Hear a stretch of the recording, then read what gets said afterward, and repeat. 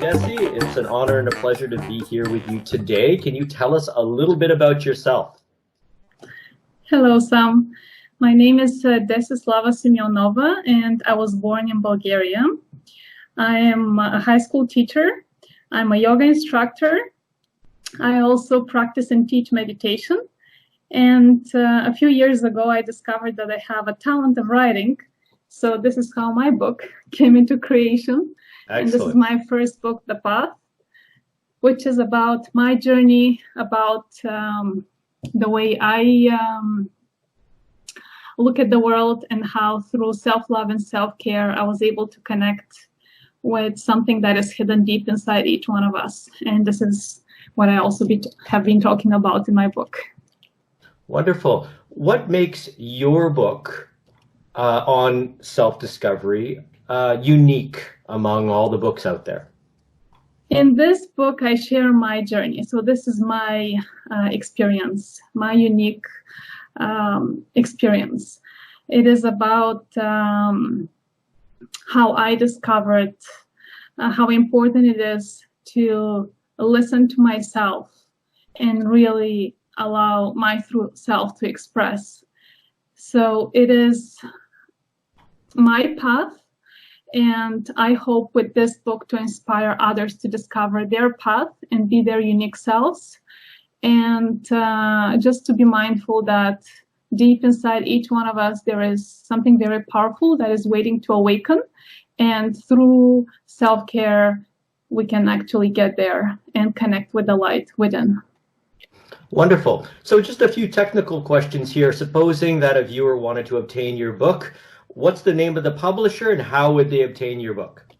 Yes, my book is published with Balboa Press, and it is a division of Hay House. The book is available on Amazon. It is available on Balboa Press website as well. It is available on my website, thepathbydesi.com. It is also available at Indigo, at Indigo Pinecrest. They have copies available. It is available on their website as well. So there are many, and Barnes and Noble. Wonderful. And how much is your book retailing for? It is $19.95, around $20 is the soft copy. Do you ever show up at Pinecrest Indigo to sign copies? Yes, I did actually. Last year in November, I had a book signing event, and there was another one actually planned for this year, and it was scheduled for April 5th, but we need to reschedule that one. So it will happen at some point once this is over. Wonderful. Now, we had a lovely chat last night in our virtual green room, and some of the things that struck me were that you actually have a master's degree from Bulgaria and in mathematics and computer science. Is that correct? That's true. Yes, I graduated in Bulgaria, and I was very fortunate that the university that I graduated from was recognized here in Canada. So I didn't really need to do my master's program again. They recognized all of my diplomas, everything. So I just had to pass one proficiency language test to prove that, yes, I can teach in English. And yeah, so that was pretty much all. And I became a certified teacher, and I have been teaching in Canada since 2009. I have been teaching mathematics. Mathematics, high school mathematics. High school mathematics. I also taught computer science, but currently I'm teaching mathematics. So this is interesting how you have a hardcore math and computer science background, and yet this journey of self-discovery was one of very more esoteric, shall we say, through yoga and meditation, and led to the writing of this book. Can you talk a little bit about that journey? Yes, actually math and computer science taught me some essential skills that were really important and helped me evolve as a soul. Math is a subject that is not easy to grasp, but it taught me to be patient with myself, very patient, because things do happen, but it takes time. Also, math taught me to not give up easily, just to persevere and to be consistent, because with math, you do need to practice regularly. It's not a subject that you can do once in a while and then expect good results. And I was pretty motivated. And the truth is that I was a very shy person, and I was not doing really well at like grade 1 to 4. I was not a good student at all. And the main reason for that was not that I wasn't trying. I just didn't have any confidence and I didn't believe in myself. And in grade 5, 6, I met with a gorgeous math teacher, and she actually believed in me, and she found a different way of evaluating me. And that actually made me believe that I can perform well in math. And since that moment, I started excelling in every single subject, just by this fact that I was able to perform well in such a difficult subject. And what happened is that I started believing in myself, and people around started believing in myself. And I was gaining more and more confidence, and I was just at the point where I realized that nothing can really stop me. So math was very, very important step in my journey. And so these are building blocks. If we want to really connect with the truth within, we need to really give ourselves some time to explore, to practice. Practice is the key. We really need to practice and to trust and to follow these laws. Like in math, there is some laws that we need to follow.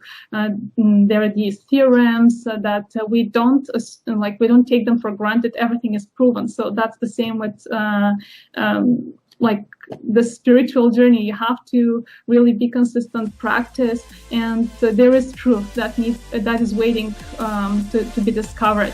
And through practice, with patience, consistency, and perseverance, one can get really, really far.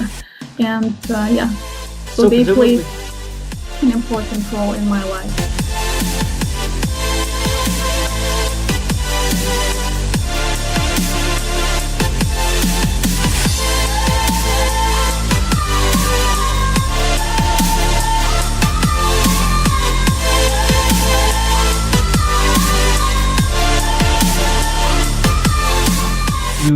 You talk about this practice in your book, The Path, then, is that correct? So, Yeah. so is it enough to just want to be better and then try to be more patient? Or tell us more about what you believe we should be doing in order to practice and be applied in our journey or our quest for self-improvement, self-discovery. Yes, so in my book, I talk about diet, and this is one of the foundations in the journey. If we look at the yoga as a way of living, it's really important to become mindful and aware how we treat our body and what we really what kind of choices we make. So it is important to be mindful of our diet, how we treat our body, because the body affects the mind and they are connected. Be patient and be aware how we treat ourselves. And that's something that I also talk about in my book. To be loving and understanding and forgiving, that we're human beings, we're making mistakes and we're learning, we're on this journey, and it takes time for these lessons to be mastered, and to be kind. And I also talk about compassion, like really to be compassionate with oneself, because how can we see the change in the world if we don't start changing from within? Once we really start spending time with ourselves and taking care of every aspect, then we will be able to really connect with the peace, with the love within, and create this peaceful world around us. So the lessons that I talk about in my book, so I do talk about that. I talk about movement. It's very important to connect with nature, to spend some time by ourselves. I talk about mindfulness. I talk about meditation. I talk about forgiveness, unconditional love. Gratitude is it's a big one. We really need to learn how to appreciate even the small things in our lives and to be grateful for ourselves as well. Yeah, so meditation really also impacted my life. It changed the moment I made that choice to sit down and observe what I store inside of me, allow me to really release and let go of everything that doesn't serve me.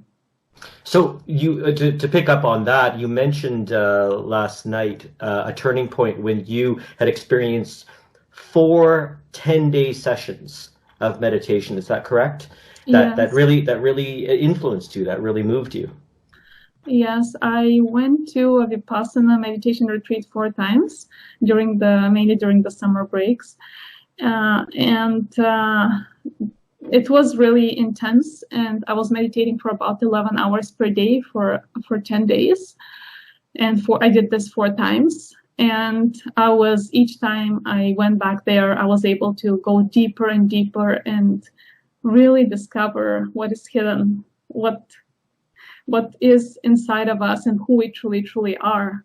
And once I was able to release the fear and to just let go of everything, all the negativity, like something really powerful unlocked within me. And I think this is one reason why I started writing. That talent was there, but I was not aware of it, and it was suppressed. And the more I was spending time by myself, I was able to unlock this inner talent and share my story with others and inspire people to really live their lives through their hearts and be the compassionate human beings who we truly are.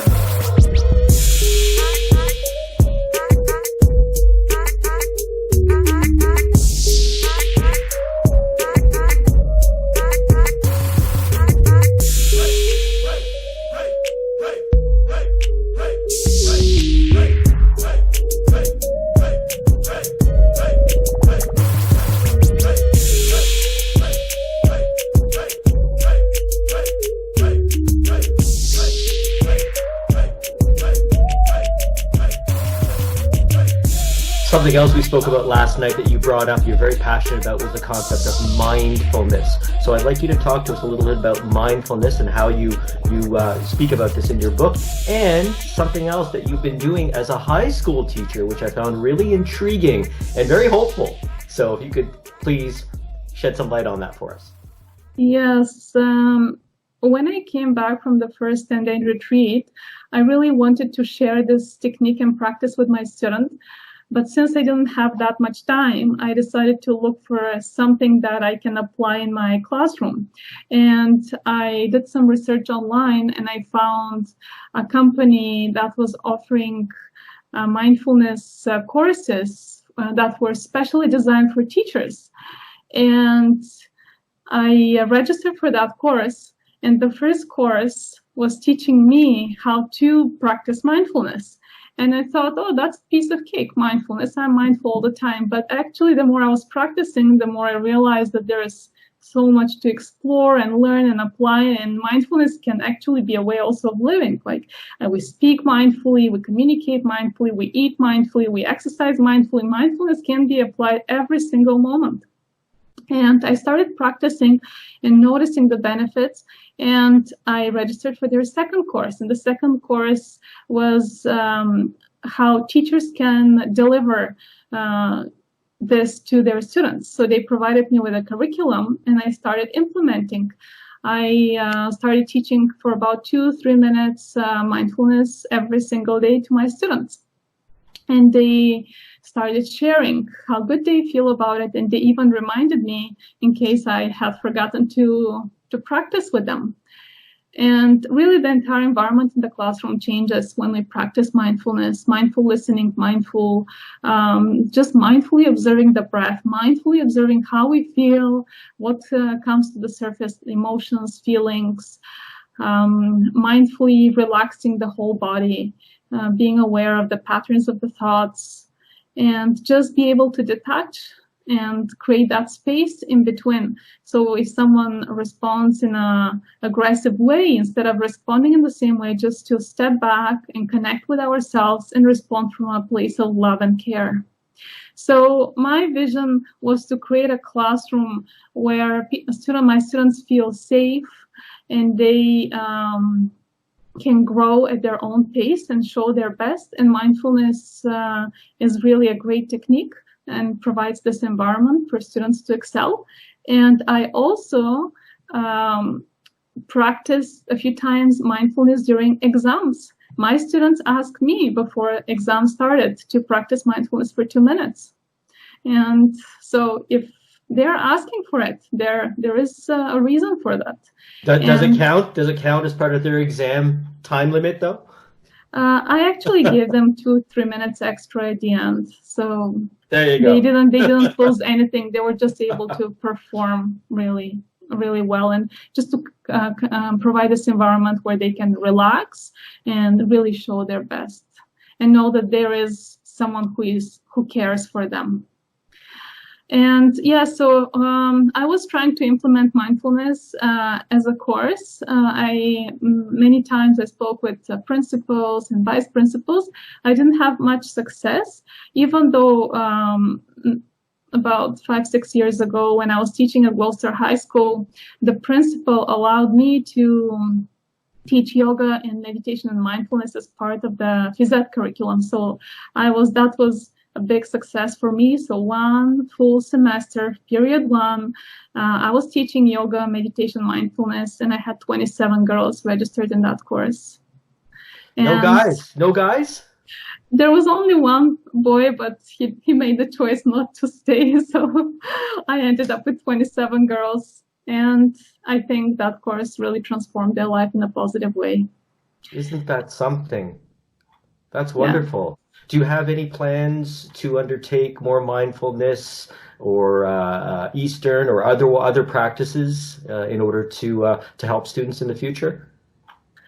I am. My intention is to become a spiritual teacher and travel around the world and share my wisdom with not only with students, but also with teachers and with people around the world, so that everybody can start practicing and implementing these techniques that I discovered myself and that I have been applying in my life. So I see myself more, not as much as not in a classroom environment. I see myself more on a bigger scale. I want to have a bigger impact.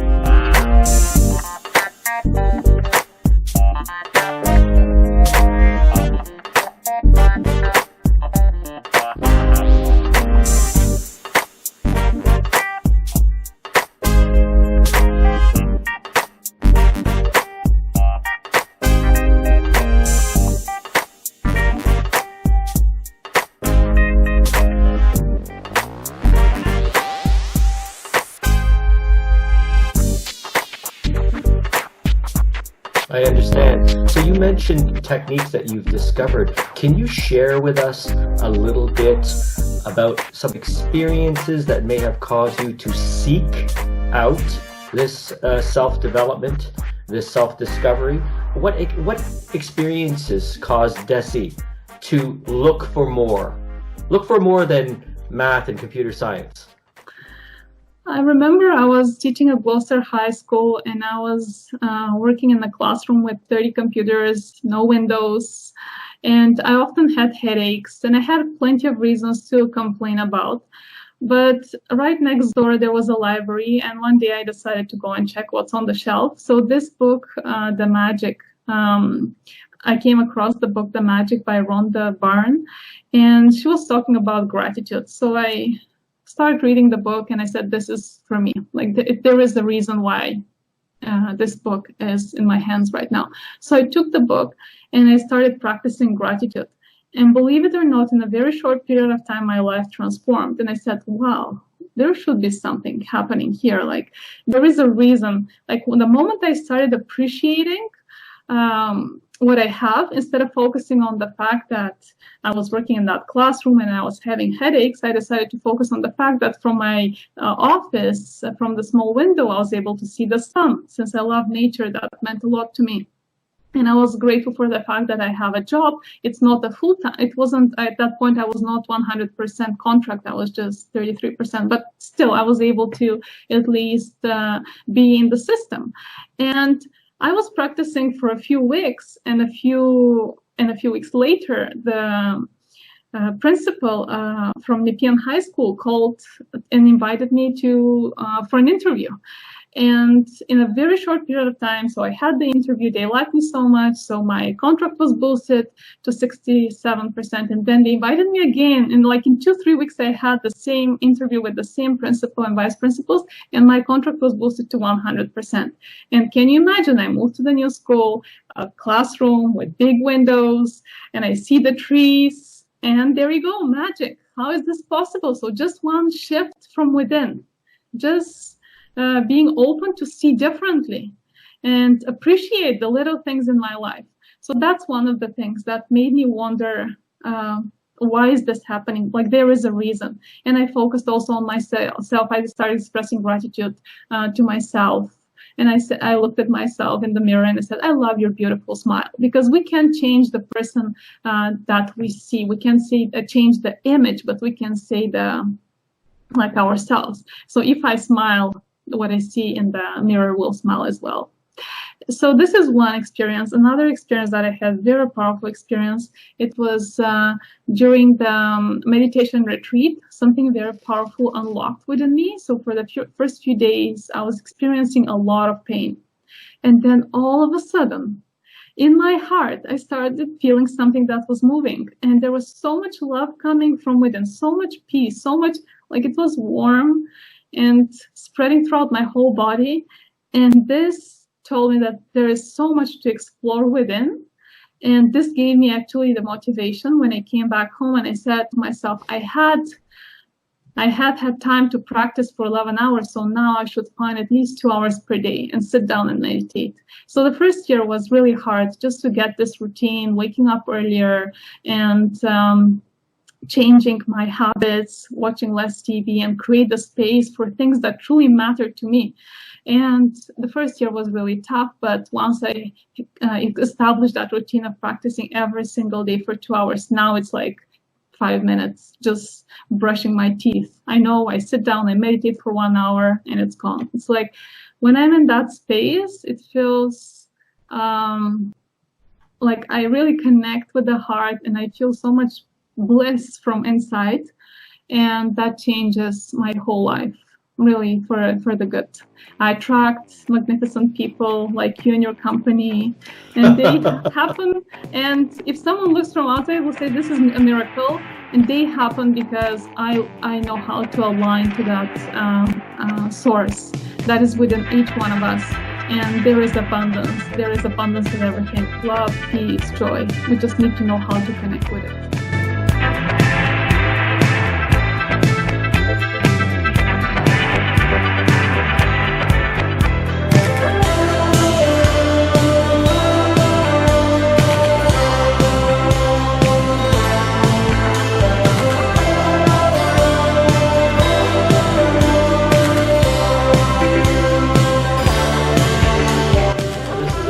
That we've heard in other modalities, certainly with The Secret and the Celestine Prophecy, and in some ancient writings, in fact. You mentioned last night the phrase awakening from within, and yes. you spoke about that just now, from within, and you said to me last night, awakening from within, as within, so without. You didn't use that term exactly, but as within, so the world will become around us. Can you talk a little bit about that pertaining to maybe what's going on right now in the world? Yes, I'll just share a little bit before I tell more about that. I'd like to share that before I was trying to change people around me, and I was, and I didn't have any success at all. I was blaming others for my pain. I was pretty much, I didn't want to take responsibility for everything, and it was much easier to say you are the one who, like, it was easier for me to judge others. And then something within told me that this is not the right approach. I have to try a different way. And I started, and the more I was practicing meditation and mindfulness and bringing my intention inward, I understood how powerful it is really to create that peace within. Because when I feel peaceful and happy with myself, then everything around me looks completely like it's okay the way it is. And there is a reason why everything is happening. Like in my life, I had to go through all these challenges for one single reason: to awaken, to really connect with myself. So this is what we're seeing nowadays. There is a reason why this is happening. We have been tested. A source, God, whatever you want, you can call it. We're provided with this opportunity to stay home and to take care of ourselves, to connect with people who we didn't have much time for them, and to tell them how much we love them and how much we want to really be there for them. And also to forgive ourselves, to be kind with ourselves, because this is the key. This is the right approach. And this is what I talk about in my book. We have to start with ourselves. And isn't that amazing that right now, 2 weeks, we have this time. We are asked to be at home. And instead of panicking and experiencing fear and being afraid of, just create that space for yourself. Be with yourself. Why is this happening? Why am I feeling in that particular way? Bring the attention inward and explore the world within. What's happening inside each one of us. And then once we connect with the love, the peace, the joy within, and then we can share all of this with others. But we first have to create it within. We can't be always out there serving others and trying to provide something that we cannot give to ourselves. How can I say to someone, I love you, if I have never said to myself, I love myself, and know what it is? So we have to really experience first and then share that with others. So yes, there is a reason, and this is a big message that the universe is sending. We did a lot of damage. We were not mindful at all. And now is the opportunity to change these destructive patterns of the mind by really bringing our intention inward. This is my message: self-love and self-care. That is the key. So it's time. It's time really to change our way of living and start bringing our intention inward. Well, I was going to ask you who you saw reading and benefiting from your book, but it sounds like everyone would benefit from reading your book. So, how do you see certain populations benefiting from your book? People who are infirm, people who are not where they want to be in life, and, applying these techniques and these ideas that you expound upon in your work. I personally believe that this book is really great for everybody.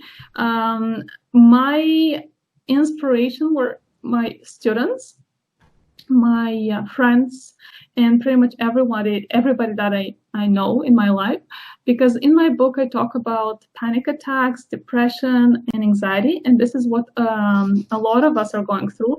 And as a teacher, I've noticed that the number of students who are suffering from anxiety and depression is increasing. And that's why I decided to share in my book how I was able to overcome them in a safe way. There is a way. I never used any pills. I never took any drugs. So all I was doing is observing and working with the breath. And that's something that I have been also talking as part of my journey. Breath is so important.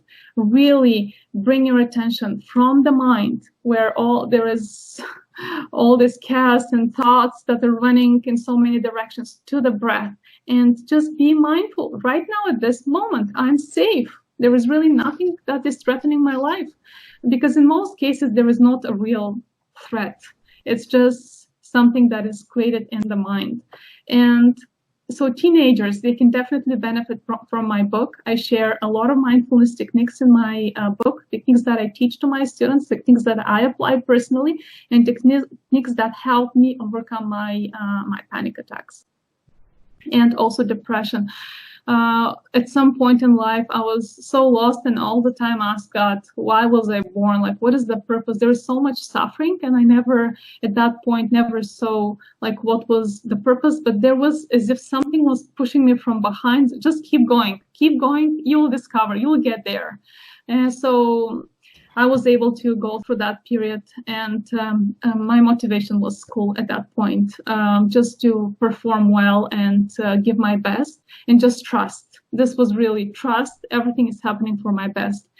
And yeah, so I was able to overcome depression and really without taking any drugs, and be able to discover and realize that everything was happening for a reason. Like all these fears that I overcame, they helped me actually discover my potential. They helped me look at myself from a different perspective. They were just trying to show me how capable, how talented, how much potential I had. So they were just trying to look at myself from a different perspective. And when they pretty much accomplished their mission, they were gone. The fears dissolved and they're not anymore there. So it's just pretty much the fear is asking me to step out of my comfort zone, and instead of suppressing, because suppressing doesn't work, avoiding doesn't work. You have to be there and observe. There is a reason for everything. And it is asking for your attention. And this is what I did. I just stood there, observed. There were times when it was really hard. I was crying. And this was my way to release. And it was at some point, there was really nothing else. And it was just love, peace, joy. And this is how, under all these layers, there's the light. And I was able to connect with it because I was observing darkness. I was observing everything that wasn't serving me. And eventually, I was able to connect. So that's for the teenagers. And I believe actually everybody who is going, it's not just teenagers that are going through depression and panic attacks. I hear more and more that even people at my age and older are having these kind of, they're also going through these challenges, have to face these challenges. And again, it's part of the journey. It's part of the path. We are challenged so that we can expand and evolve as souls. In my book, also talk about relationships, like how important it is to create a healthy relationship with yourself. We want to have healthy relationships with others. But if I don't love myself, if I don't care for myself, then how can I provide really the best for the other person who I would like to spend my whole life with? And if I don't understand why I'm behaving in a particular way when I'm under stress, how can I understand why the other person is behaving in that particular way? So the more I know and learn about myself, the more open I am and more understanding and compassionate I am when the other person is behaving in a certain way. And I can create that space for the other, and instead of responding from the same place of aggression and feeding the violence with violence, just to respond from a place of love and care, and pretty much allow the other person to create the space for the other person to relax and then connect with his or her own heart and respond from that same place.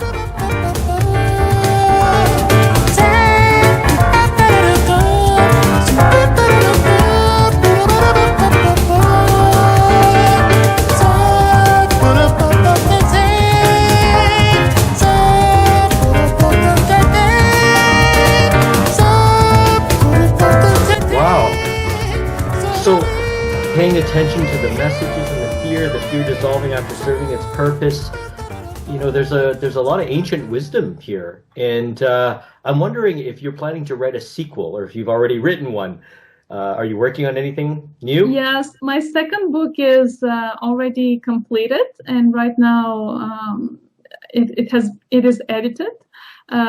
It is in the process of being edited. Okay. And the book is called Heal Yourself from Within. And right now I'm also writing my third book, and it's called You're a Powerful Creator, Be the Change. So yes, there is more coming. When can we expect to see those next two books? Yeah, I hope the second book will be out this year. This is my intention. We'll see what the universe says, because I believe that everything happens at the right moment, and I'm just going with the flow and allowing things to happen. And I'm still writing my third book, so we'll see. Maybe in the next few years it will be out there as well. Well, that's wonderful. Is there anything else you would like to mention at this point? You've got the platform. I'm giving it to you. Is there anything else you'd like to talk about here in relation to your book or otherwise? Yes, I just want to encourage people to continue exploring and trusting that everything happens for a reason and it's for their best. And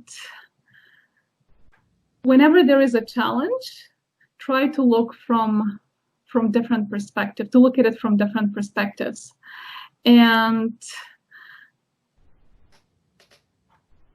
to be patient, that's very important, to be kind and loving with oneself, and to believe that everything really happens for their best. And at some point, they will discover how magnificent, how unique they are, and how important they are, and how worthy they are. And each one of us is a very important part of the whole. We are all connected.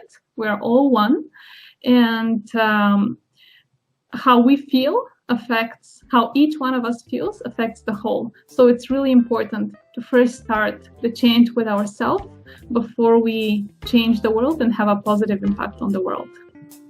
Well, that's wonderful. Desislava Simeonova, it's been an honor conducting the interview with you. One more time, can you tell us your website? Yes, my website is www.thepathbydesi.com. And your book, The Path, available at Indico Pinecrest here in Ottawa, and also through your publisher, Balboa Publishing. Is that correct? Correct. Yes, it's also available on Amazon and Barnes & Noble, and also on the Indigo website. And on the Indigo website, of course. Yeah. Maybe we'll see you at a signing one day. Thank you very much, Desi, and stay safe in these times. And I know you'll continue to look for more opportunity. And I hope to meet you in person very soon. Yes, thank you very much for this opportunity, and I wish you all the best. Take care of yourself, and we'll stay in touch. Namaste. Namaste. Thank you. Bye-bye. Bye. Are you a writer? Are you seeking to self-publish high-quality and mass-marketable books? Would you like to avoid the typical low-quality self-published book that generally sells less than 50 copies? Here are top 10 ways Agora will make your book look like a potential bestseller. AgoraPublishing.com services include: number 1, ISBN registration; 2, cataloging in publication or CIP registration; number 3, books in print basic for Canada and the US; number 4, books in print international to get your book sold with online booksellers internationally; number 5, copy editing for basic grammar and typos; number 6, substantive editing for style revamping and other consulting; number 7, typesetting, layout, and graphic design essential for that professional look; number 8, book cover design; number 9, book website and author blog design along with search engine optimization, often just called SEO, and also search engine marketing, otherwise known as SEM. 10, AgoraPublishing.com even provides book distribution, agency services, and so much more. So what are you waiting for? Go to AgoraPublishing.com today and find out how they can make you a great selling author. That's AgoraPublishing.com. AgoraPublishing.com.